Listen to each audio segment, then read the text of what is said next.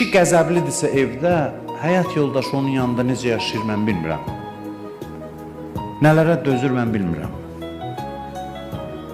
Şəhid də olsa bu kişi, şəhid də olsa, qəzəb səbəbindən ailəsini narahat edən kişi qəbr əzabını mütləq görəcək. Şəhid də olsa. Qadın da elə. Vay o gündən ana evdə əsəbi ola. Ana xüsusilə önəmli məsələdir bu məsələdə. O ailədə nə aramlıq olacaq, nə mühit olacaq. Qəzəbli adam sizcə imanını qoruya bilər ümumiyyətlə? Əl-qəzəbu yufsidul iman kəma yufsidil xəl əl-əsəl. Görmüsünüz, balı xarab eləmək çətindir. Balı günün altında saxla xarab olmur, istidə saxla xarab olmur, soyuqda. Bal xarab olan bir şey deyil, amma sirkə balı xarab edir. Balın içinə sirkəni dök içinə.